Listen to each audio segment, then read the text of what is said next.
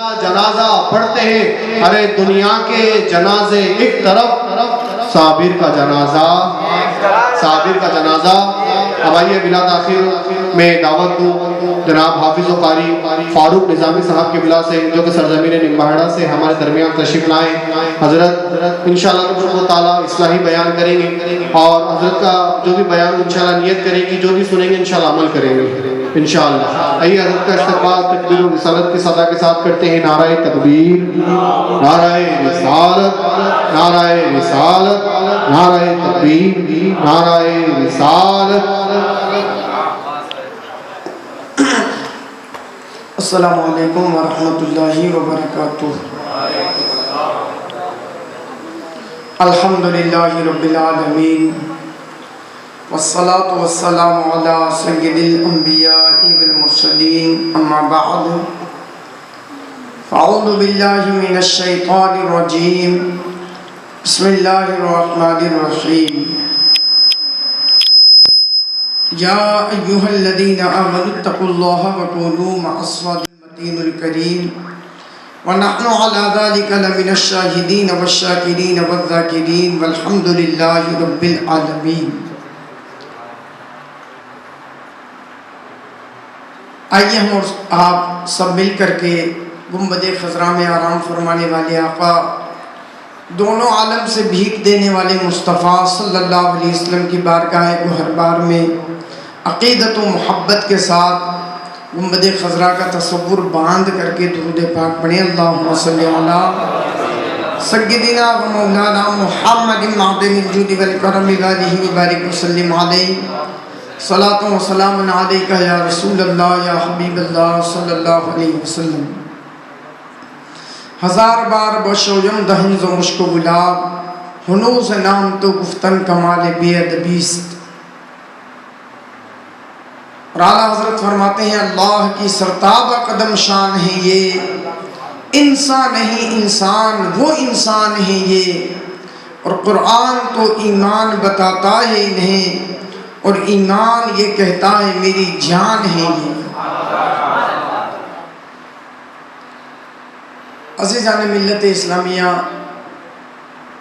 अल्लाह पाक का बड़ा एहसान कि उसने आज हमें अपने महबूब सल्लल्लाहु अलैहि वसल्लम की याद मनाने की सआदत अता फरमाई। और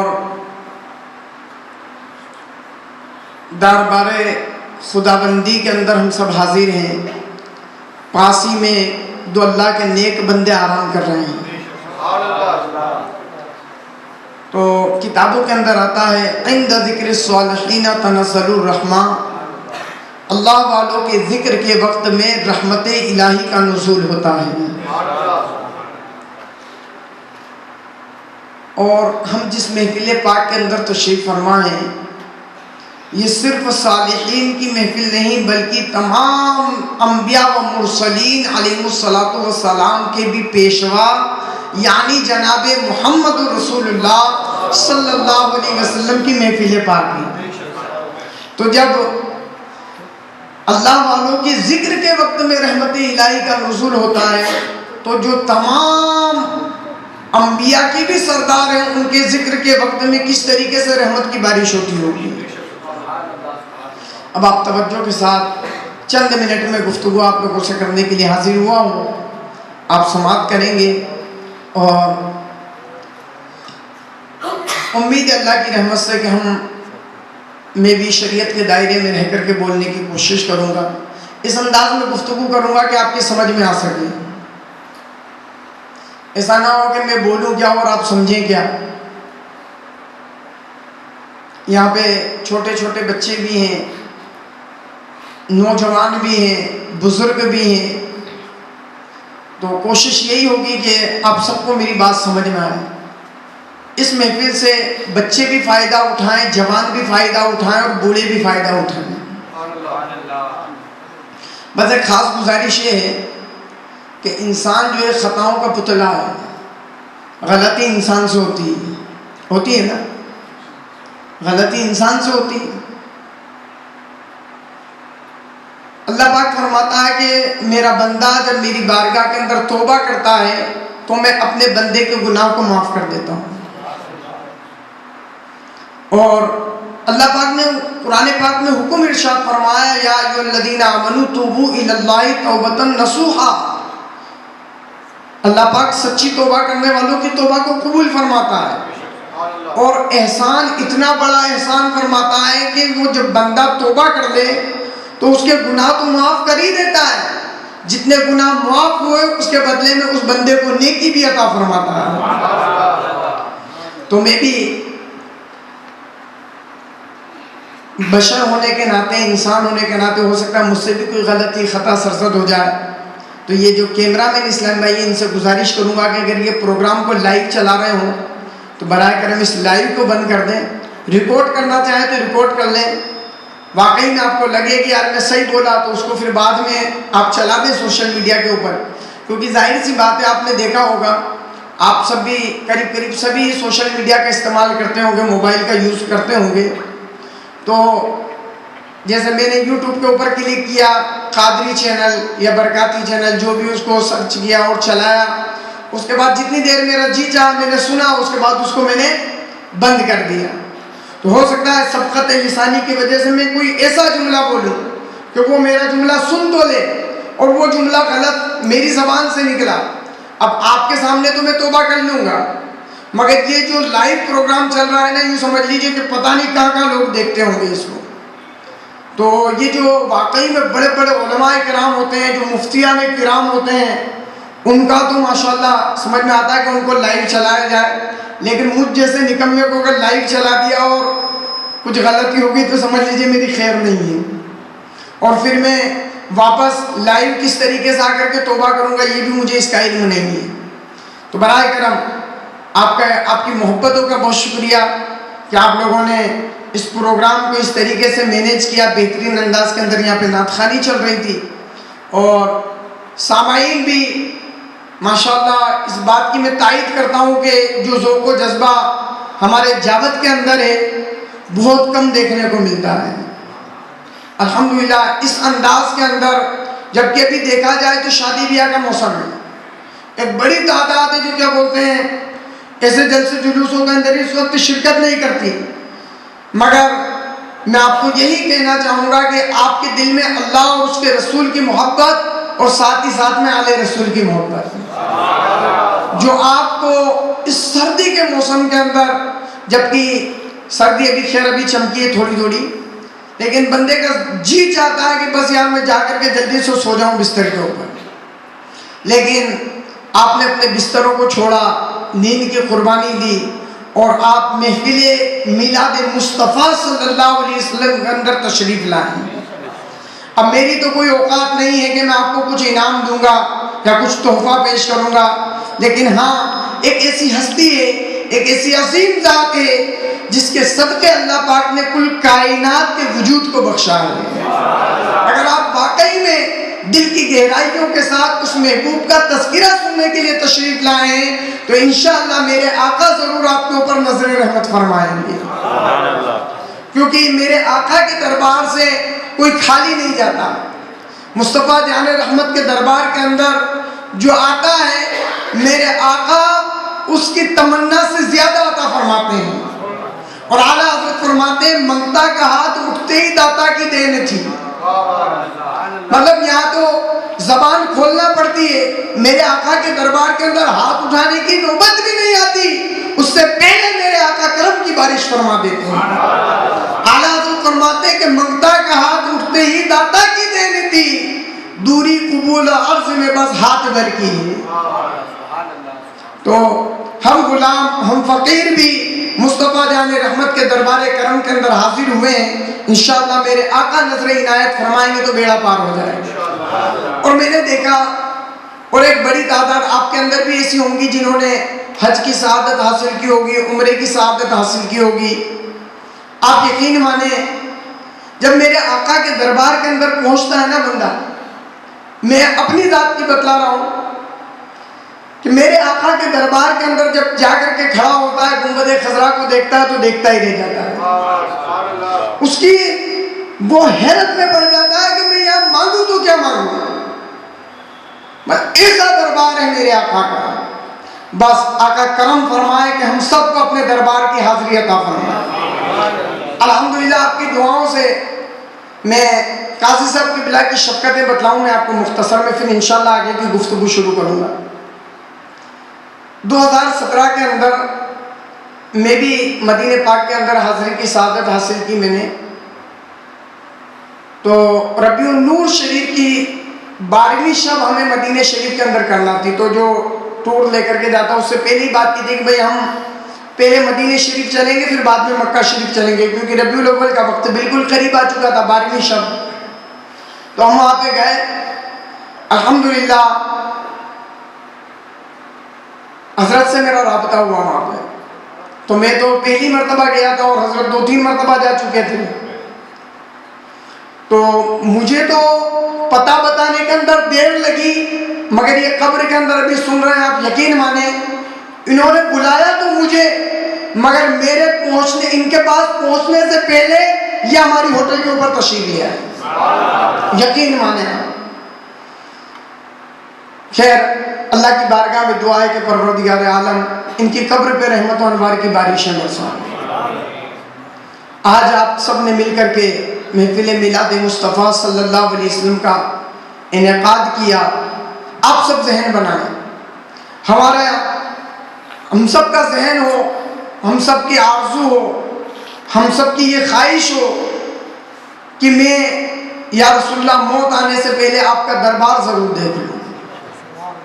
अगर आप सच्ची नीयत करेंगे इंशाअल्लाह ऐसा हो नहीं सकता कि हम उनके दरबार में जाने की सच्ची नीयत करें और उनके दरबार में जा न सकें, क्योंकि उनके दरबार के अंदर जाने के लिए मालो ज़र की ज़रूरत नहीं होती, उनके करम की ज़रूरत होती है। उनका करम होता है, जिसके पास कुछ नहीं होता मेरे आका उसको भी अपने दरबार में बुला लेते हैं। एक शायर कहते हैं, कहाँ की दौलत कहाँ का मनसब, कसम खुदा की है ये हकीकत, जिन्हें बुलाया है मुस्तफ़ा ने वही मदीने को जा रहे हैं। एक सिलसिला मैंने देखा मदनी चैनल के ऊपर, तो टेलीथॉन होता है दावत इस्लामी के मदनी माहौल के अंदर। साल में 2 मरतबा चंदा करने की तरकीब होती है, एक तो रमज़ान मुबारक के अंदर और दूसरा अभी टेलीथॉन आने वाला है, तो इसके अंदर भी चंदा करने की मुहिम होती है। एक इस्लामी बहन ने, आप यकीन माने, कुछ माल इकट्ठा कर रखा था कि वो सरकार की बारगाह में हाजिरी देने के लिए जाए, लेकिन वो दर्द भरे अंदाज के अंदर मदनी चैनल के ऊपर वो तरकीब दिलवा रहे थे इस्लामी भाई। तो उसने जितनी रकम उम्रा करने के लिए इकट्ठा की थी, उसने सारी की सारी रकम निकाल करके दावत इस्लामी के मदरसों के लिए दे दी। तो दूसरे इस्लामी भाई जो, उसने तो अपनी सारी रकम दे दी, मगर जो दूसरे सुन रहे थे कि इसने बड़ी मुश्किल से ये पैसा इकट्ठा किया था उम्रा पे जाने के लिए, और इसने दीन की सरबलंदी के लिए कि इस्लाम का काम आगे बढ़े अपना सारा माल दे दिया। उस इस्लाम भाई जो मदनी चैनल के ऊपर वो भी सिलसिला देख रहा था, उसने फिर कॉल किया मदनी चैनल के ऊपर कि जिस इस्लामी बहन ने अपनी सारी उम्रे की रकम दावत इस्लामी के मदारिस के लिए दे दी है, अब मैं इनको उम्रे का टिकट अपने जेब से देता हूँ। आप देखें करम, देखें मेरे आका का। तो मेरे प्यारे और मोहतरम इस्लाम भाइयों, हम सबको एक सच्ची लगन लगानी होगी और जाएं, जरूर जाएं। मेरे आका का वो दरबार शाही है कि जहाँ पर अल्लाह की रहमत के फरिश्ते 70,000 सुबह को आते हैं और 70,000 शाम को आते हैं और मेरे आका की बारगाह के अंदर दुरूद व सलाम का नजराना पेश करते हैं।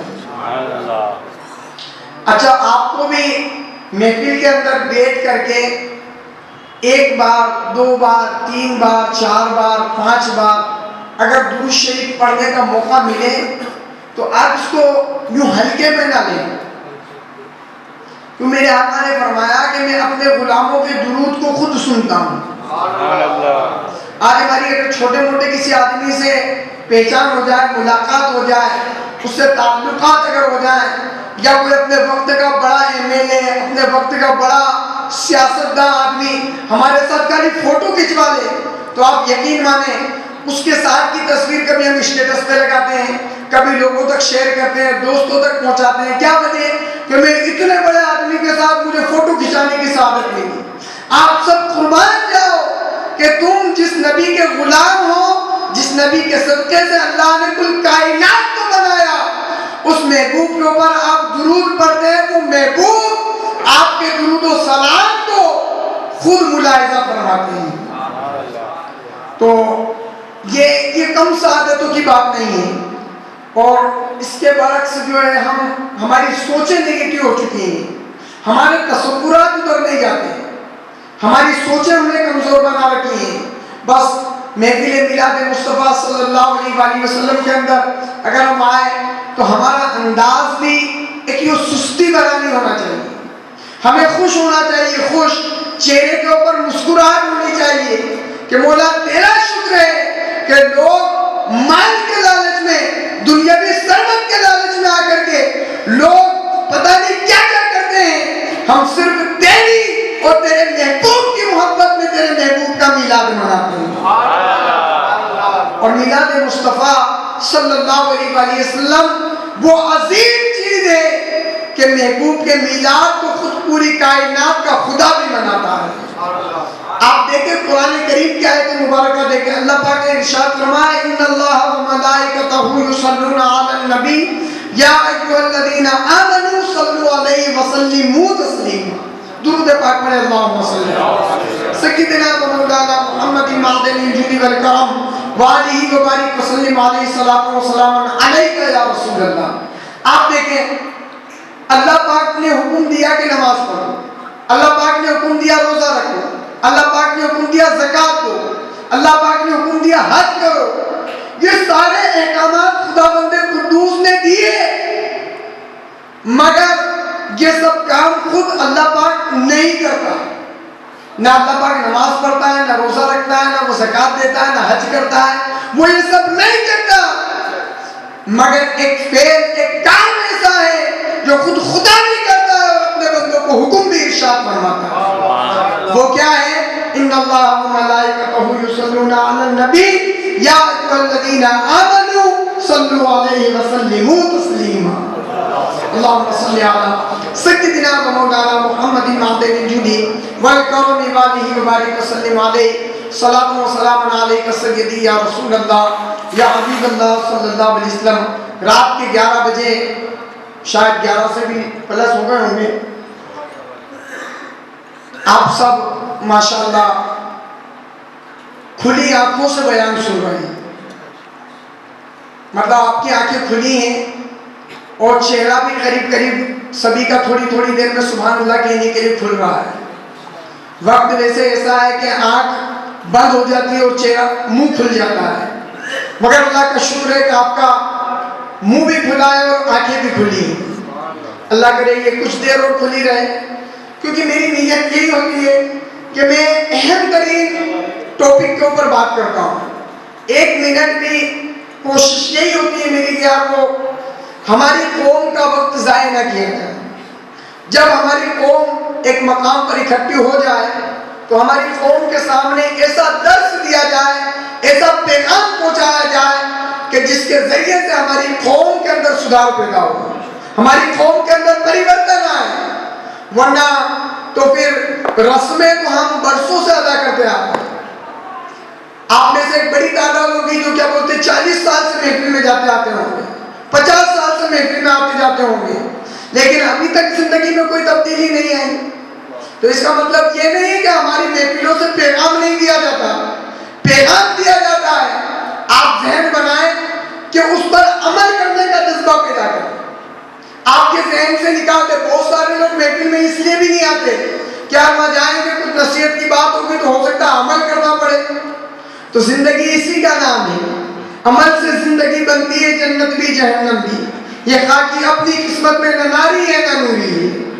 तो इसलिए हम आए हैं, माँ के पेट से कोई पढ़ लिख करके नहीं आता, कोई समझ करके नहीं आता। लोग उसको पढ़ना सिखाते हैं, बोलना सिखाते हैं। दुनिया के अंदर ये दर्शगा है हमारी, हम इसके अंदर आए हैं तो हमारा एक माइंड सेट होना चाहिए कि मैं कुछ अपनी जिंदगी के अंदर तब्दीली पैदा करूं। क्या वजह है कि मेरी उम्र आज 50 साल की हो चुकी है,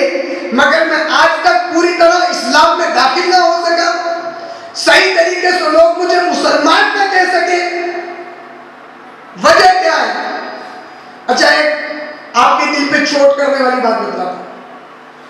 आजकल मुसलमानों की माज़अल्लाह कुछ बेवकूफ लोग पहचान इस तरीके से करवाते हैं कि जैसे एक बहुत अच्छा दुनियादार आदमी है, लेकिन उसके अखलाक अच्छे हैं, उसके किरदार अच्छे हैं और वो गैर मुस्लिम सोसाइटी के अंदर भी रहता है। ये मैं बात आप लोगों के लिए कह रहा हूं, आप सबके लिए, मेरे लिए भी। तो उसके लिए एक गैर मुस्लिम भी ये कहता है कि यार आप तो ऐसे लगते ही नहीं है कि जैसे मुसलमान हैं, आप तो ऐसे लगते ही नहीं है कि जैसे मुसलमान हैं।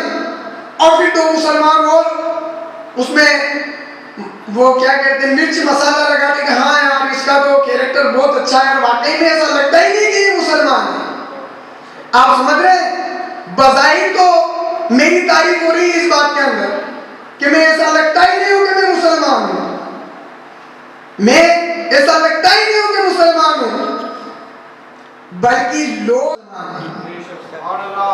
लोग हमारे लिए ये कहें कि हम मुसलमान हैं, क्योंकि मुसलमानों ने गलत काम इतने ज्यादा कर दिए कि नाम है मुस्लिम के लोगों को प्रॉब्लम, जबकि इस्लाम और दीन हमारा ऐसा नहीं है।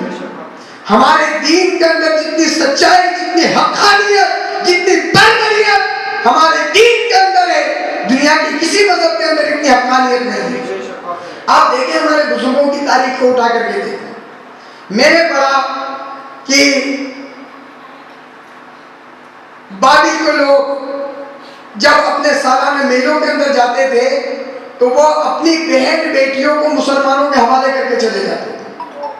वो अपनी बहन बेटियों को मुसलमानों के हवाले करके जाते थे और ये क्या करके जाते थे कि मुसलमान अमानतदार होता है, ये हम अपनी बेटी को इसके घर छोड़ करके जा रहे हैं, ये इंशाअल्लाह अमानत में खयानत नहीं करेगा, इसका किरदार अच्छा है, इसका अखलाक अच्छा है। मगर आज आप देखें कि हमारे ऊपर किस तरीके से अंगुष्ठ नुमाई हो रही है कि लोग हमारे सामने बज़ाहिर को झूठी तारीफ होती है, मगर ये कहते हैं कि यार दुनियावी लिहाज से मेरा लेन देन अच्छा है, यार ये तो जो है ना, ये तो लगता ही नहीं कि जैसे मुसलमान है। तो हमें ऐसा नहीं बनना है, हमें मुसलमान बनना है और इसका हुक्म हमें अल्लाह पाक दे रहा है कि तुम मुसलमान बन के जियो और मुसलमान बन के मरो। वो जिंदगी क्या हमारी कि हमारी पहचान ही मुसलमान के नाम से ना हो। तो ये एक नुक्ता था, अहम तरीन नुक्ता था, जिसके ऊपर मैंने आप सबकी याद दिलाने के लिए भाई, और इसके ऊपर अमल करें, अपने अखलाक के अंदर तब्दीली लाएं। हमारी रोजमर्रा की जो जिंदगी है, हमारी जबान से अपने किसी मुसलमान भाई को तकलीफ ना पहुंचे। और हम हिंदुस्तान के अंदर रहते हैं, हमारे पड़ोस में भी अगर किसी गैर मुस्लिम का मकान हो तो हमारी जबान हमारे हाथ से, हमारे किरदार से हमारे पड़ोसी गैर मुस्लिम को भी तकलीफ ना पहुंचे। ये क्या हमने तरीका अपना रखा है? आज तो ऐसा दौर आ चुका है, ऐसा पुरफिकन दौर आ चुका है कि मुसलमान अपने जलसे जुलूस भी माशाअल्लाह अपने नबी को दिखाने के लिए नहीं, गैरों को दिखाने के लिए कर रहे हैं। आप यकीन माने, हमें सवाब कैसे मिलेगा? हमें तो करना ही ये सारी चीजें सवाब के लिए थी, मगर हमने तो सारे काम ही लोगों को दिखाने के लिए शुरू कर दिए। अब हमें सवाब कहां से मिलेगा आप बताएं? और आप तो हदीसें सुनते रहते हैं, बुखारी शरीफ की पहली हदीस है पाक, इन्नमल आमालु बिन्निया, कि अमल का दारो मदार, जोर से बोले, आपको भी बताइएगा, यह हदीस बहुत मशहूर है, अमल का दारो मदार नियत पर है। तो हमारी नियतें अल्लाह और उसके रसूल के लिए होनी चाहिए। आप यहाँ क्यों आए? आप अगर फारूक निजामी के लिए यहाँ पे आए तो आपका आना बेकार है। अगर आप वाकई में अल्लाह और उसके रसूल का जिक्र सुनने के लिए तशरीफ लाए तो आपके एक एक कदम पर अल्लाह आपको नेकी अता फरमाएगा, आपको इसका सवाब मिलेगा। और खाली एक शख्स के लिए आप आए तो इसका क्या रिटर्न है, क्या आउटपुट है इसका? और हर जिशूर, हर अक्लमंद इंसान को अपना ये ज़हन बनाना चाहिए कि मुझे वो काम करना है कि उस काम के करने के बाद में मुझे उसका रिटर्न टाइटल मिलना चाहिए। एक बंदा दिन भर दुकान लगा करके बैठे और वो सबका काम फी सबीलिल्लाह में कर दे, तो उसके दुकान लगाने का क्या फायदा? आप समझ रहे हैं मेरी बात? तो बंदे को रिटर्न चाहिए, रिटर्न। और हम भी मुसलमान हैं, एक मुसलमान होने के नाते ये दुनिया हमारी दारुल अमल है, यानी नेकियां करने के लिए दुनिया है। आप चाहे कि मैं मर के नेकी कर दूंगा, तो मर के नेकी कैसे करेंगे? वो तो जवाब देने की जगह है, और यहाँ पे अमल का जो रजिस्टर है इसको फिल करने की जरूरत है। यहाँ पे अमल करो, यहाँ पे काम करो, वहां पे आराम करोगे। अगर यहाँ पे काम नहीं किया तो फिर वहां पे आपको आराम नहीं मिलेगा। तो इसलिए यहाँ पे आप काम करें। हुजूर हाफिज़ मिल्लत रहमतुल्लाह अलैह फरमाते हैं कि जमीन के ऊपर काम और जमीन के नीचे आराम। और आपको मैं एक बात बतलाऊं कि हर आदमी आज अपनी मस्ती में मस्त है, बड़ा अच्छा कारोबार चल रहा है, ठीक है। कोई मुसलमान चाहे शराबी बन रहा है, कबाबी बन रहा है, जुआरी बन रहा है, या वो जितना बड़ा से बड़ा जो अय्याशी वाला बदमाशी वाला काम है वो कर रहा है, लेकिन एक मुसलमान को उसकी कोई तकलीफ नहीं है।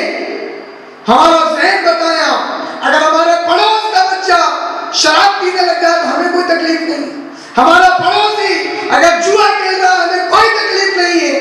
आप ये क्यों सोचते हैं कि मेरे पड़ोसी का बच्चा बिगड़ गया है? आप इस बात को नोट कर लें कि एक न एक दिन चिंगारी उड़ के आपके भी घर में आएगी। आज आपके पड़ोसी का बच्चा बदमाश हुआ, आपके पड़ोसी का बच्चा बिगड़ा, तो क्या ये हवा आपके घर नहीं आएगी?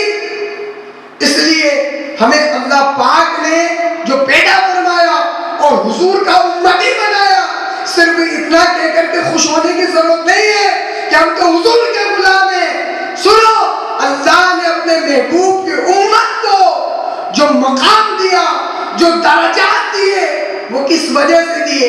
सुनो, कुरान कहता है कुंतुम खैरा उम्मतिन उखरिजत लिन्नास तअमुरूना बिल मारूफी व तनहौना अनिल मुनकरी व तुमिनूना बिल्लाह। अल्लाह पाक फरमाता है कि तुम बेहतरीन उम्मत हो। हमारे लिए क्या है कुरान में? अब आप बोले, तुम बेहतरीन उम्मत हो हमारे लिए। किसके लिए? कुरान के रबाई कुरान। खाली टीवी के ऊपर अगर हमारा नाम आ जाए ना कि यार फारूक निज़ामी बहुत अच्छा है, तो दिन भर खुशी के मारे खाना नहीं खाएगा।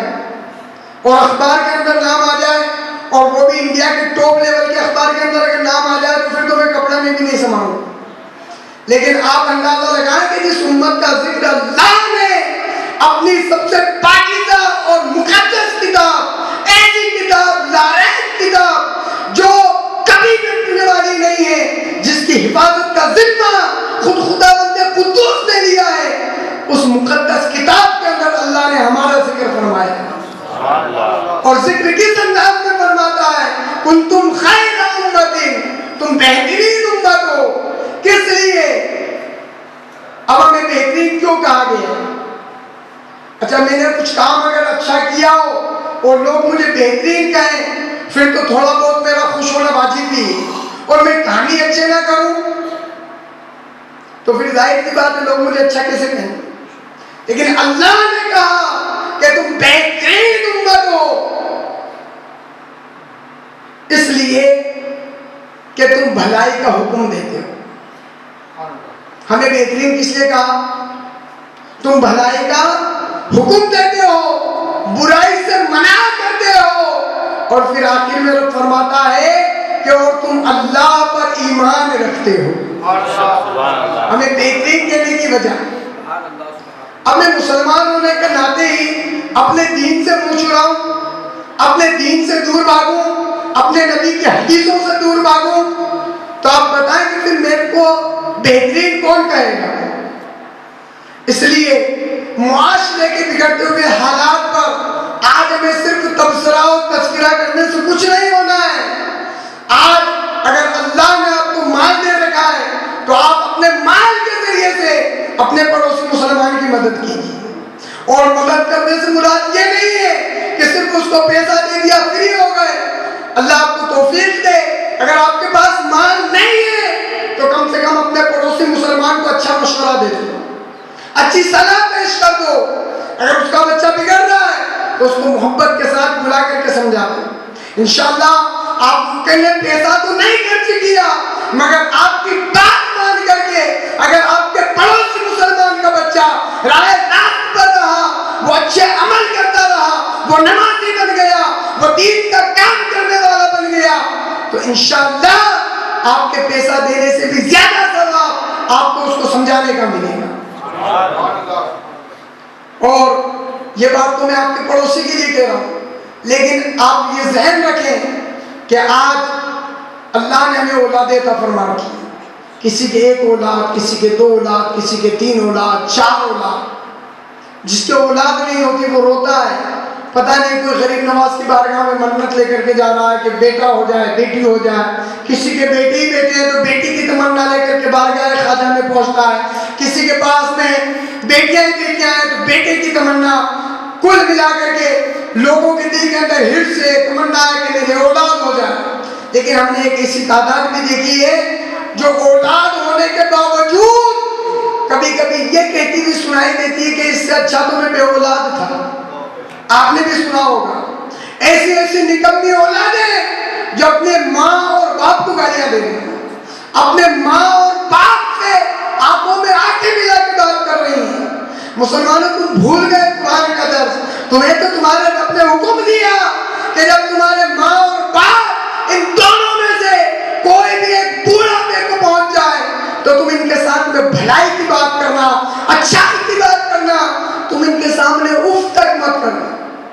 ये इस कौम की हालत हो चुकी है कि सबसे ज्यादा अगर माँ बाप की नाफरमानी करने वाली कौम है तो एक मौजूदा दौर के अंदर ये कहना पड़ रहा है बहालत मजबूरी कि वो हमारी कौम है जो सबसे ज्यादा अपने माँ बाप की तौहीन कर रही है। हम गैरों की बात क्यों करें? हमारे पास भी इतना खला पड़ा हुआ है कि हमारी कौम इतनी बुराइयों के अभी गड़े के अंदर जा घुसी है कि अब इसको निकालना दुश्वार होता जा रहा है। तो अपनी औलाद की अच्छी तरबियत करो।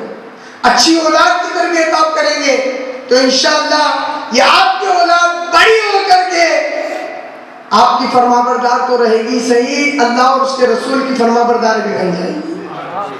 और मैं तो आपको ये कहना चाहूंगा कि आप अपनी औलाद को अपनी फरमाबरदार बनाने से ज्यादा अल्लाह और उसके रसूल की फरमाबरदार बने।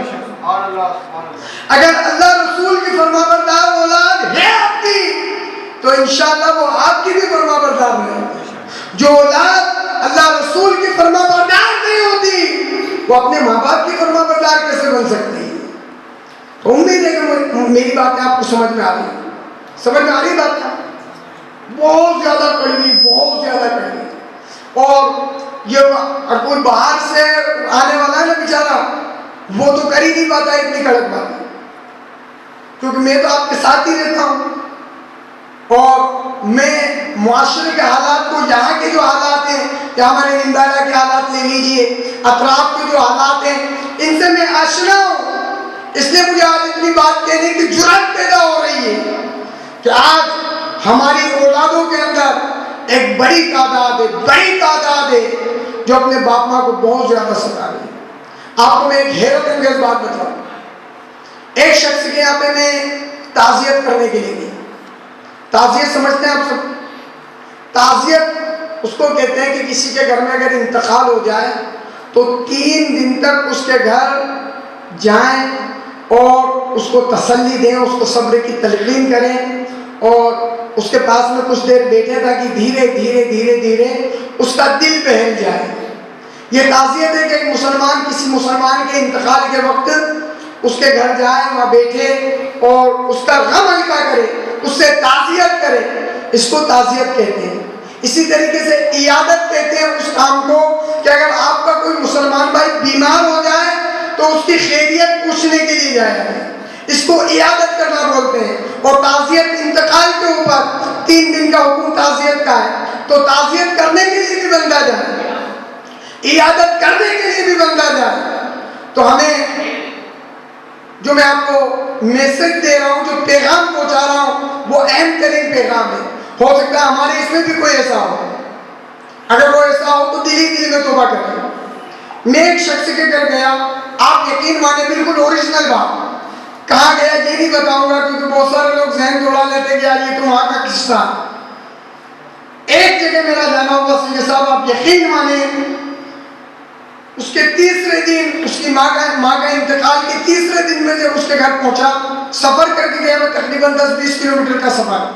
मैंने कहा चलो यार वो अपना मिलने वाला, उसके घर जाए, उसकी माँ का इंतकाल हो गया। जब मैं गया और मैंने उससे पूछा कि भाई वो कैसे क्या हो गया, और एक मिजाज है ना यार, अपन जाते हैं तो पूछते हैं भाई कैसे इंतकाल हो गया, तबीयत खराब थी या कुछ और, या अचानक अटैक आया है, क्या हुआ, एक्सीडेंट हुआ, क्या हुआ। तो मैंने भी उससे दर्द भरे अंदाज में कहा कि भाई कैसे क्या हो गया। आप यकीन माने कलेजा फट जाता है ये बात सुनने के बाद कि वो शख्स मुझे ये अल्फाज कहता है कि साहब, और यही अंदाज था उसका, साहब मेरी तो 3 साल से उससे बात ही नहीं थी। सगा बेटा अपनी माँ के लिए ये अंदाज कह रहा है कि 3 दिन से तो मेरी माँ से बात ही नहीं थी, 3 साल से मेरी माँ से तो बात ही नहीं थी मेरी। आप बताएं कि किस तरीके से बाप माँ ने हमें पाला पोसा, बड़ा किया, ये जिंदगी की राहों में हमें परवान चढ़ाया, इतना दीन सिखाया, जो दुनियादार है उनको दुनियावी उलूम व फनून सिखाए, और इसके बावजूद वो निकम्मी औलाद उसकी जिंदगी के आखिरी वक्त में 3 साल उससे बात ना करे। बताएं इसी औलादों का क्या हाल होगा। अभी भी कईयों की ऐसी तादाद, बड़ी तादाद में आपको कहना चाहता हूं कि वो अपने बाप माँ से बात नहीं करते। दोस्तों अहबाब से तो बहुत अच्छे टर्म्स हैं, बहुत अच्छे गहरे ताल्लुकात हैं। सगे भाई को तो भाई नहीं कहता, मगर एक दोस्त को सगे भाई से भी ज्यादा समझता है। कैसी मतलब उल्टी नाव चल रही है हमारी। हम सबको ये चाहिए कि अपने बाप माँ को सबसे पहले अपने बाप माँ कहें, अपनी बहन को अपनी बहन कहें। दूसरी की बहन को तो बहुत जल्दी से हम बातें कह देते हैं, लेकिन अपनी बहन को मोहब्बत से हम बहन नहीं कह पाते। अल्लाह हम सबको अपनो हिदायत नसीब फरमाए। बातें बहुत हार्ड है मेरी, कि हो सकता है कि आपको लग रहा हो कि कौन सी गलती कर दी जो हमने फारूक निजामी को यहाँ बुलवाया, लेकिन ये दुखती हुई राग है जिसको मैं पकड़ करके दबा रहा हूँ और कोशिश कर रहा हूँ कि आपको ऐसा ड्रिप दिया जाए, ऐसा इंजेक्शन दिया जाए, और इंजेक्शन से भी आपका काम न चले तो आपको बोतल चलाई जाए कि आपकी ये बीमारी दूर हो जाए, और हम आज के बाद से बाप माँ के ना फरमान नहीं, बल्कि जब भी हमारी फहरिस्त उठाई जाए तो हमें बाप माँ का फरमा बरदार लिखा जाए। आप तारीफ उठाओ जिन्होंने बाप माँ की कद्र की। खुदावंदे कुद्दूस ने उनके मुकद्दर को ओजे सुरैया से भी ज्यादा बुलंद फरमा दिया है।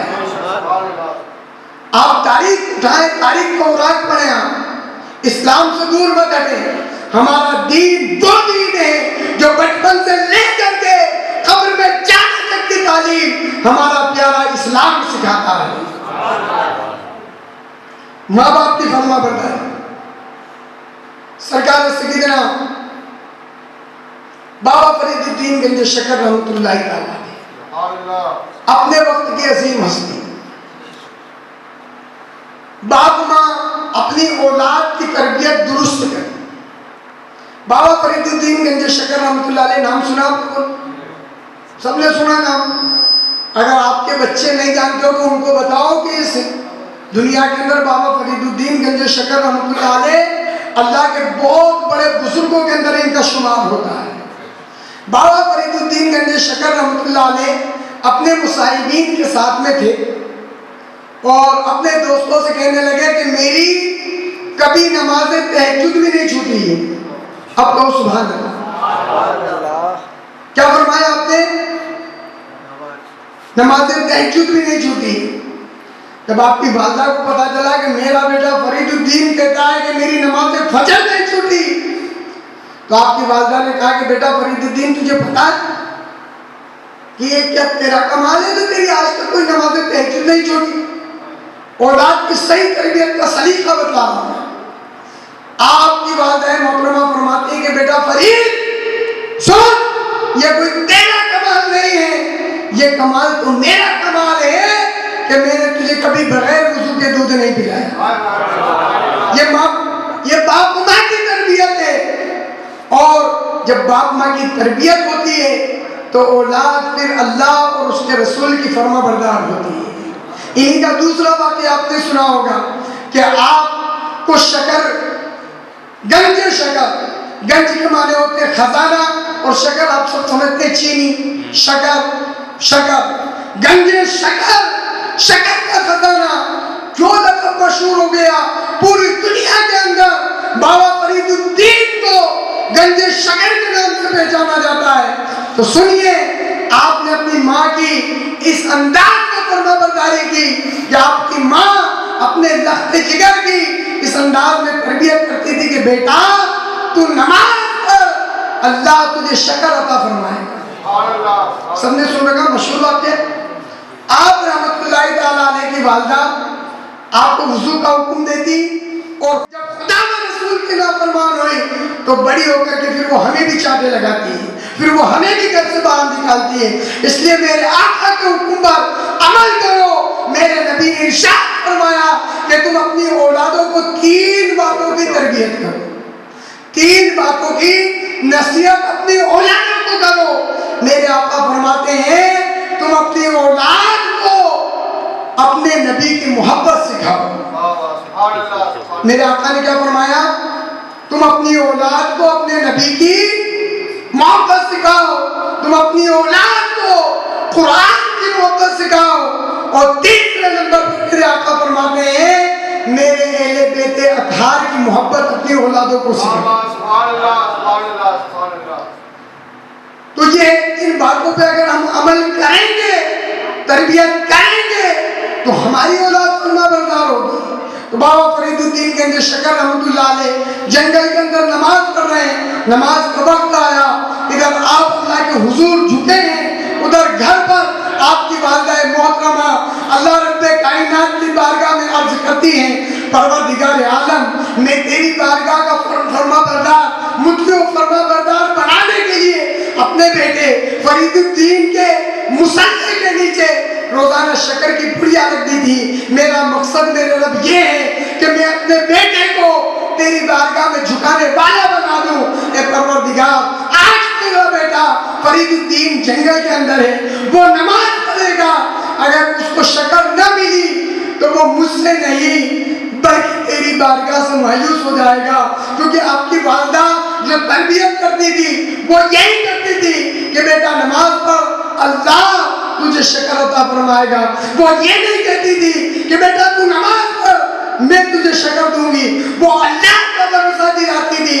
जब जंगल के अंदर आपने नमाज पढ़ी, इधर माँ ने हाथ उठा करके दुआ की कि परवरदिगार मेरे बेटे का उसने जंग तेरी जात के ऊपर जो मजबूत अकीदा है कि मेरा रब मुझे शक्कर अता फरमाएगा। अगर आज मेरे लाल को तेरी बारगाह से शक्कर ना मिली तो मेरा बेटा मायूस हो जाएगा। इधर माँ दुआ कर रही थी, उधर बाबा फरीदुद्दीन गंज शक्कर नमाज पढ़ रहे थे। नमाज पढ़ करके फारिग हो करके जब अपने घर आए तो आकर के अम्मी से कहने लगे अम्मी आज तो कमाल हो गया कि रोजाना तो मुझे शक्कर की पुड़िया मिलती थी, लेकिन आज जब मैंने जंगल के अंदर अपने रब की इबादत की तो अल्लाह ने मुझे शक्कर की पुड़िया नहीं बल्कि शक्कर का खजाना अता फरमा दिया। आप देखिए औलाद की तरबियत, ये अहम तरीन टॉपिक है इस वक्त। क्या हम अपनी औलाद को एक तो रिस्क हलाल खिलाएं, रिस्क हलाल खिलाएं और उनकी अच्छी से अच्छी तरबियत करें। आज सोशल मीडिया का दौर है, हमें अपने बच्चों को बचाना बहुत मुश्किल हो चुका है। इसका सीधा और आसान तरीका यही है कि हम अपनी औलाद की तरबियत करें। सुबह आज जो हमारे बच्चे बिगड़ रहे हैं उसकी वजूहातों में से एक बड़ी वजह मैं आपको बताता हूँ। वालिद साहब सुबह में उठ करके काम पे चले जाते, शाम को आकर खाना खाकर वालिद साहब दोस्तों के साथ या महल्ले के अंदर बैठ करके इधर उधर की बातें करते, गप्पे लगाते हैं या फिर सियासत की बातें करते हैं ये हमारी सुबह शाम है। अब कई कई दिन ऐसे गुजर जाते हैं हमारे घर वालों के साथ में, खास करके हमारे बच्चों के साथ में, कि 2-2 4-4 दिन तक बाप और बेटे की मुलाकात नहीं हो पाती।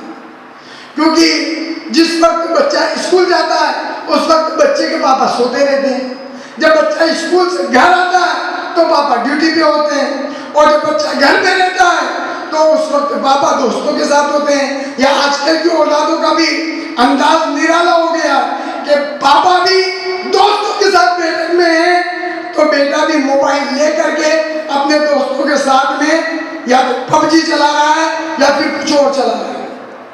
अल्लाह हमारे हाल पर रहम फरमा। अब हमें पता ही नहीं कि मेरा बेटा कर क्या रहा है। जब वो तो 2-4-6 महीने के बाद में कोई बड़ा कांड कर दे हमारा बच्चा और पुलिस उसको उठा करके ले जाए, हथकड़ी पहनाए, तो बाप माँ को पता चलता है कि मेरा बेटा इतना बड़ा बदमाश हो गया। तो हमें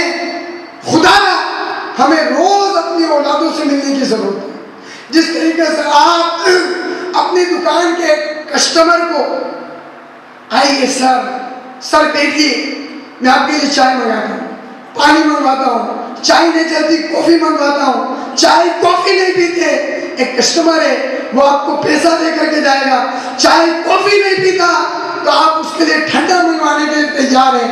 आपसे मैं पूछता हूँ कि आप अपने घर के अंदर अपनी औलाद से सीधे मुंह बात करने के लिए तैयार नहीं है? बाप, सगा बाप अपनी औलाद से बात नहीं कर पा रहा है, बेटा अपने बाप से डरता है। भाई औलाद, बाप और बेटे का रिश्ता इतना अजीम रिश्ता है कि बाप अपनी औलाद के साथ मुस्कुरा करके रहे, अच्छे अंदाज में गुफ्तगू करे, दिन भर के हाल बाप अपने बेटे से पूछे कि बेटा मैं हफ्ते में 1 दिन दोस्तों को दूंगा और रोजाना तुम्हें वक्त दूंगा, दिन भर की खैरियत बच्चे से पूछे कि बेटा आज मैंने दिन भर कहाँ पे गुजारा। क्या मैं आपको ये बातें कह रहा हूँ समझ में आ रही है? क्योंकि मैं टीचर हूँ, पढ़ाता हूँ, उर्दू पढ़ाता हूँ, अरबी पढ़ाता हूँ, तो बच्चों को समझा करके मैंने अपना माइंड सेट किया कि इस वक्त हमारी पूरी कौम को भी इस अंदाज में समझाने की जरूरत है। और बहुत सारी बातें तो मैं इशारा कह करके गुजर रहा हूँ, अक्लमंद आ रहा, इशारा काफी है, मैं इशारे करते जा रहा हूँ, आपको समझने की जरूरत है। आज अगर आप मेरी इन कड़वी बातों को नहीं समझे तो वो दिन दूर नहीं है कि हमें हमारी औलाद पूरी कौम के सामने जलील और रुस्वा करती हुई नजर आए। और हो ही रहा इस तरीके से। मैं आपको बताऊं कि एक छोटा सा बच्चा जवान हुआ तो चोरी के केस में पकड़ा है, चोरी के केस में पकड़ा है तो बड़ी लेवल की चोरी थी। तो आजकल तो मतलब कानून इतना ज्यादा हाथ नहीं कि उसको कुछ सजा दी जाए, तो उसको सजा सुनाई गई कि इसको इस तरीके से सजा सुना। तो उससे पूछा गया कि कोई तेरी तमन्ना, कोई ख्वाहिश, कोई आरज़ू, तो बच्चे ने कहा कि मेरी माँ। तो वो जो हुकूमत के लोग थे वो ये समझे कि यार ये बाप माँ से बहुत मोहब्बत करता होगा, इसकी माँ बहुत प्यारी होगी, तो बाप माँ इसको बहुत मोहब्बत देती होगी, ये भी माँ से बहुत ज्यादा मोहब्बत करता होगा, इसलिए इसने अपनी जिंदगी के इस आखिर लम्हे में अपनी माँ को पुकारा। जब उसकी माँ को बुलाया गया तो मौका दिया, हुकूमत ने मौका दिया कि इसको इसकी माँ से बात करने दिया जाए। उसके हाथों से हथकड़ी, पैरों से बेड़ी को हटाया गया। जब वो उसकी माँ के करीब गया तो माँ के करीब जाने के बाद उसके कपड़े नोचे, उसके बाल खींचे, बुरी तरीके से माँ को मारने लगा। तो हुकूमत के लोगों ने उसको पकड़ा कि जालिम तू ये क्या कर रहा है? जिंदगी का आखिरी वक्त है, माँ के साथ मोहब्बत से पेश आने का वक्त था, तो जिंदगी के आखिरी वक्त में भी अपने माँ बाप के साथ इतना बुरा सलूक। तो उस बच्चे ने कहा कि मुझे फांसी के फंदे पर चढ़ाने वाली यही मेरी माँ है, मैं इसी की वजह से फांसी के फंदे पे चढ़ा हूँ। पूछा वो क्या वजह क्या है? तो उसने बताया कि मैं छोटा सा था, बचपन के अंदर एक जगह से मैं अंडा चुरा करके लाया, तो मेरी माँ ने मुझे मना नहीं किया, मेरी पीठ थपथपाई, मुझे शाबाश कहा और अंडा रख लिया। उस एक बार जो मेरी माँ ने मुझे चोरी करने की वजह से बजाय डांटने के मोहब्बत के साथ घर में ले लिया, रफ्ता रफ्ता धीरे धीरे मेरी चोरी करने की आदत पड़ गई और आज मैं इतना बड़ा डाकू बन गया हूँ कि डाका जनी के केस में फंस करके आज मुझे फांसी के फंदे पे चढ़ाया जा रहा है। इस फांसी के फंदे के ऊपर लाने वाली जो सबसे बड़ी सजावार है वो कोई और नहीं बल्कि मेरी माँ है। मुसलमानों, आज हमें अपनी औलादों की सही तरबियत करने की जरूरत है। आपको मैं एक बात बताऊं कि दरख्त की जो पहचान होती है वो फलों के जरिए से होती है। दरख्त की पहचान कैसे होती है? फल से होती है।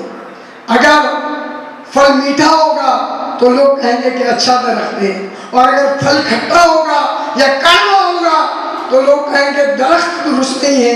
इसलिए बाप माँ की यह अहम तरीन जिम्मेदारी है कि वो अपनी औलादों की सही तरीके से तरबियत करे, और इसका एक बेहतरीन और मौसर जरिया अल्लाह वालों की सोहबत को इख्तियार करना है, अल्लाह वालों से मोहब्बत करना है। जब इनके वाक़यात को हम पढ़ेंगे, अपने बच्चों को पढ़ करके सुनाएंगे, अल्लाह वालों की सोहबत के अंदर रखेंगे तो इंशाअल्लाह इनके फैज़ की बरकत से अल्लाह पाक हमारी नस्लों के अंदर बरकतों का नुज़ूल फरमाएगा। और इसी को अल्लाह करीम कुरान मजीद में इरशाद फरमाता है, जो मैंने आयत करीमा आज इस बयान के अंदर मौज़ूए सुखन बनाया, या अय्युहल्लज़ीना आमनुत्तकुल्लाह व कूनू मअस-सादिकीन, ऐ ईमान वालों अल्लाह से डरो और सच्चों के साथ हो जाओ।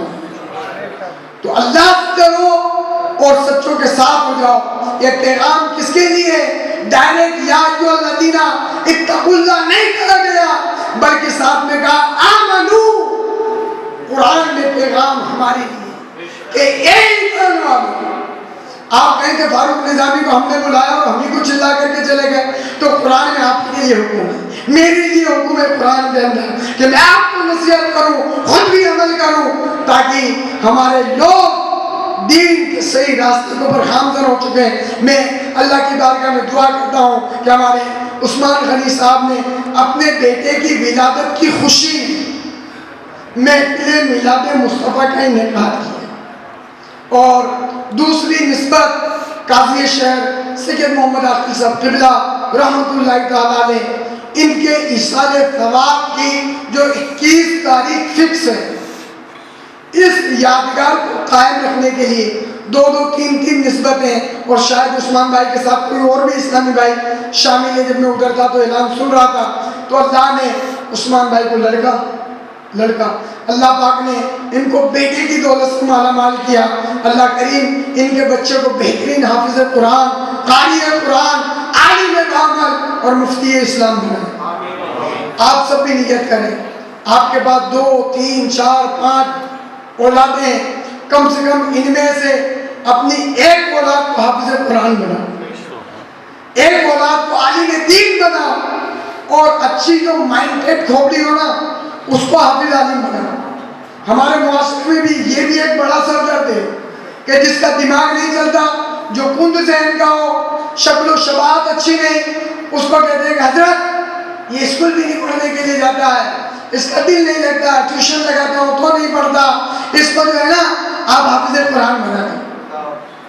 अब वो यार जिसका दिमाग काम नहीं करता, जिसके अकल ठिकाने नहीं है, वो अगर हाफिज कुरान बन भी जाए, अल्लाह करे कि वो बन जाते हैं। ये कुरान का एजाज है कि कुरान को कोई पढ़ता है, रटता है, तो ये कुरान उसके सीने में समा जाता है। ये कुरान की बरकत है, वरना दुनिया के अंदर इतनी सारी किताबें हैं। मैं आपको बड़ी जिम्मेदारी के साथ कहता हूँ कि मुसलमान का छोटा छोटा बच्चा कुरान के 30 पारे ज़बानी पढ़ करके सुना देता है। दुनिया के अंदर ऐसी कोई किताब आप मुझे लाख के बताओ कि इस अंदाज में उसकी तिलावत की जाती हो, या इस अंदाज में पूरी किताब को सीरियल वाइज कोई पढ़ के सुना देता हो।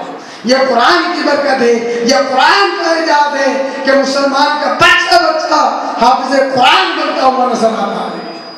तो अपने बच्चों को जो अच्छे ज़हन के बच्चे हों उनको हाफिज बनाओ, उनको कारी बनाओ, उनको आलिम बनाओ, और साथ ही साथ में अच्छी इंग्लिश, अच्छी हिंदी, अच्छी मैथ्स, ये सारी चीजें भी हमारी औलादों को आनी चाहिए, ताकि वो जब हमारी कौम के रहनुमा बने, हमारे सरदार बने, हमारे लीडर बने, तो हमें हर महकमे के अंदर हमारे मदरसे के बच्चे, हमारे उस्ताद, हमारे इमाम वो इतने काबिल और आला दर्जे के फाइल होने चाहिए कि वो हमारे सारे मसले हल फरमा करेंगे।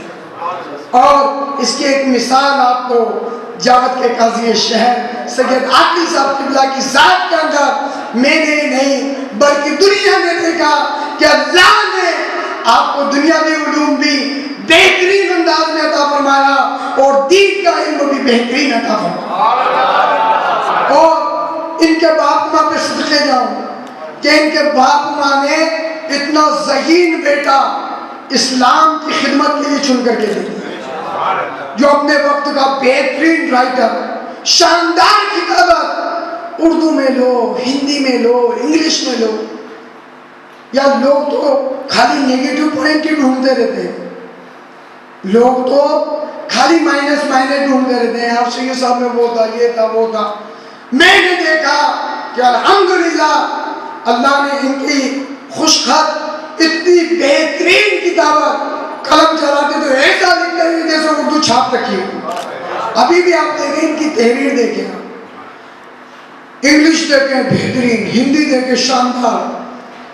अल्लाह से मैं दुआ करता था कि परवरदिगार इनका सदका हमारी औलादों को अता फरमाए। बेहतरीन खिदमत अंजाम देकर के इस दुनिया से गए हैं, कब्र में भी इंशाअल्लाह मजे को मजे आ रहे हैं।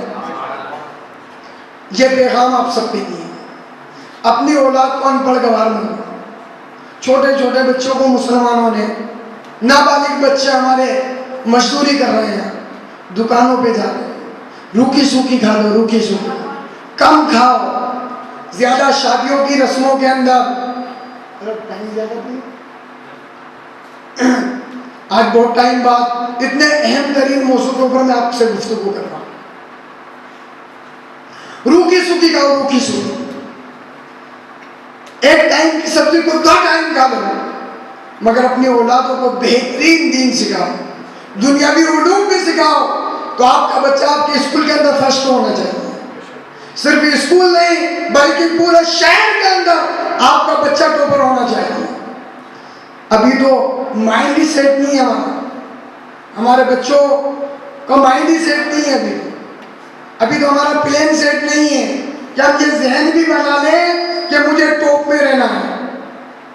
अब तो लाले पड़ रहे हैं कि यार पास भी होगा कि नहीं होगा, पास करवाने के लिए भी दुआएं करवाने की जरूरत पड़ रही है। कितने कितने हम गिर चुके हैं, हम कितने माइनस में, आप अंदाजा लगाइए कि हमारे पास में रहनुमा खत्म होते जा रहे हैं। सैयद साहब तो एक असीम हस्ती थी, अब ये चलेगा दुनिया से, अब हमें ढूंढना पड़ रहा है, चिराग लेकर के ढूंढना पड़ेगा। हमारे लिए कामयाबी की बात ये नहीं है कि एक ही चिराग, नहीं, हम एक चिराग से चिराग जलाते चले जाएं, इंशाल्लाह रोशनी ज्यादा होती चली जाएगी। एक चिराग जल रहा है, वो धीरे धीरे धीरे धीरे मध्यम पड़ जाएगा। हमें आज जरूरत है कि एक चिराग अगर कहीं जल रहा है तो उससे इस्तेफादा हासिल करें, उसकी रोशनी में जा करके अपने चिराग को भी रोशन कर लें, तो इंशाअल्लाह फिर सिर्फ आपके घर में उजाला नहीं बल्कि आपके महल्ले में उजाला, आपके महल्ले में उजाला नहीं बल्कि आपके पूरे शहर में उजाला, और वो उजाला अल्लाह चाहेगा तो पूरे मुल्क में उजाले का सामान बनेगा। आप जहन बनाएं, माइंड सेट करें अपनी औलादों को दीन भी खूब सिखाओ और दुनिया भी खूब सिखाओ। अल्लाह ने चाहा तो ये जो कारोबारी मामलात हैं, कारोबारी मसाइल हैं, ये तो कुछ भी नहीं है। और मदारिस इस्लामिया, अगर मदारिस इस्लामिया के अंदर सही तरीके से तालीम दी जाए, सही तरीके से मदारिस इस्लामिया के अंदर अगर तालीम दी जाए, तो मैं आपको यकीन दिलाता हूँ कि फिर स्कूल और कॉलेज की तालीम भी हमारे ही मदारिसों के अंदर दी जाती है। और इसके एक जीती जागती मिसाल मैं आपको बताऊं कि हिंदुस्तान की सरजमीन के ऊपर एक अजीम हस्ती जिसको दुनिया आला हजरत कहती है, वो अपने घर के अंदर पढ़े, मदरसे में पढ़े, लेकिन पूरी दुनिया साइंसदान कहा करते हैं। ये कहां से कि आप मुझे बताओ, सबूत पेश करो कि आला हजरत कभी स्कूल गए हैं। मदारिस के अंदर मेरे आका की हदीसों के अंदर ये सारी चीजें मौजूद हैं, मगर अफसोस इस बात के ऊपर है कि हमें कुरान और हदीस हम पढ़ते ही इतना है कि या तो थोड़ी बहुत हमारी नमाज सही हो जाए, थोड़ी बहुत नमाज, और हमें फातिहा भी नहीं याद है। एक बड़ी तादाद मैं आपको बतलाता हूँ कि जो हमारे पास आते हैं बच्चे को लेकर के, हाफिज साहब आपको ज्यादा तो कुछ करना नहीं है, आप तो इतना कर देना कि फातिहा दुरूद से वाकिफ हो जाए। हमारे दीन को हमने इतना कमजोर, इतना कमतर समझ रखा। खाली फातिहा दुरूद, खाली फातिहा दुरूद का नाम ही इस्लाम है। आला हज़रत रहमतुल्लाह तआला अलैह के पास में एक शख्स आया और आकर के गुजारिश की कि हुजूर मुझे रियाजी का एक मसला पूछना है। अपने वक्त का वो भी पढ़ा लिखा दानिशमंद, उनके पास में जब वो के पास जाने का लोगों ने मशवरा दिया कि जाओ तुम बरेली चले जाओ, इमाम अहमद रज़ा खान तुम्हारी ऐसी रहनुमाई करेंगे कि तुम्हें उस मसले के लिए चीन और जापान जाने की जरूरत नहीं पड़ेगी। तो वो हंसने लगा और कहने लगा कि मेरे इस मसले का हल हिंदुस्तान के अंदर तो है ही नहीं, तो बरेली के अंदर कैसे मिल जाएगा। जब वो शख्स आला हज़रत के दरबार में पहुंचा तो आला हज़रत रहमतुल्लाह अलैह ने पूछा, मुंशी जी कहिए कैसे आना हुआ आपका। आपने उसने कहा कि हुजूर कोई अहम तरीन मसला है, आप तसल्ली ले लें, बहुत डिफिकल्ट बात है जिसको आपको तसल्ली से सुनना पड़ेगा, फिर उसका जवाब निकालना पड़ेगा। आपने कहा नहीं नहीं, आप तो अपनी बात कहिए, मैं भी आपकी बात का जवाब देता हूँ। इधर मुंशी जी ने अपना सवाल किया और आला हज़रत ने ऐसा रियाजी का जवाब दिया कि वो मुंशी जी हैरत में पड़ गए कि मुझे इस मसाले के लिए तो जापान जाने की जरूरत थी, और मुझे ऐसा लगा कि जैसे बरेली में इमाम अहमद रज़ा मेरा मसला निकाल करके बैठे हुए हैं। मुसलमानों, हमें अपनी औलादों को दीन इस्लाम की तालीम सिखाना ये अहम तरीन हमारा फरीज़ा है। मैं अल्लाह की बारगाह में दुआ करता हूँ कि परवरदिगार आलम हमारे उस्मान साहब के बच्चे के इल्म में उम्र में बरकत दे, और जितने हाज़रीन इस महफिल को सुनने के लिए आप तशरीफ लाए, बहुत देर तक आपने मुझे भी बड़ी मोहब्बत के साथ मुलाहिजा किया, इसके लिए मैं आप सबका तहे दिल से शुक्रगुजार हूँ। वरना इतनी कड़वी बातें सुन करके तो एक एक करके लोग निकलना शुरू कर देते हैं, मगर मैंने ये अंदाजा लगाया कि आप मेरी इतनी कड़क बातों को जो दिल की गहराइयों से सुन रहे हैं। आज मुस्लिम कौम के अंदर सही रहनुमाई करने वालों की जरूरत है। अगर सही रहनुमाई की जाएगी तो इंशाअल्लाह हमारी कौम सही प्लेटफॉर्म पे आएगी, और इंशाअल्लाह वो दिन दूर नहीं है कि हम ही कामयाब और हम ही कामयाब होते हुए नजर आएंगे, और सारी दुनिया के अंदर मुसलमानों का नाम चमकता हुआ नजर आएगा। तरीके मुस्तफ़ा को छोड़ना है वजह बर्बादी, इसी से कौम दुनिया में हुई बेइख्तियार अपनी। अल्लाह रब्बे कायनात की बारगाह में दुआ है कि परवरदिगार आलम हमें इताअत खुदा और इताअत मुस्तफ़ा के साथ में अपनी पूरी ज़िंदगी गुजारने की तौफीक रफ़ीक अता फरमाए। सैयद साहब क़िबला के फैज़ान को सिर्फ जावत वालों ही के लिए नहीं बल्कि हम सब के लिए जारी वसारी फरमाए, और इनकी तुरबत पे अल्लाह रहमत और अनवार की बारिश अता फरमाए। मैंने जो कुछ बयान किया सब ख़त लिसानी की वजह से, अगर मेरे बयान करने में किसी तरह की कोई गलती, लफ्ज़िश, खता, जाने अनजाने में सरदर्द हुई हो तो मेरे अपनी बारगाह में तौबा करता हूँ। अस्तग़फिरुल्लाह रब्बी मिन कुल्लि ज़ंबिन व अतूबु इलैह। जागना है जाग ले, अफलाक के साए तले हश्र तक सोता रहेगा, खाक के साए तले हमेशा के लिए रहना नहीं। इस दारे फानी में कुछ अच्छे काम कर लो 4 दिन की जिंदगानी में। इस्लाम जिंदाबाद पाइंदाबाद। अस्सलामु अलैकुम व रहमतुल्लाहि व बरकातहू। खड़े हो जाइए, सलातो सलाम।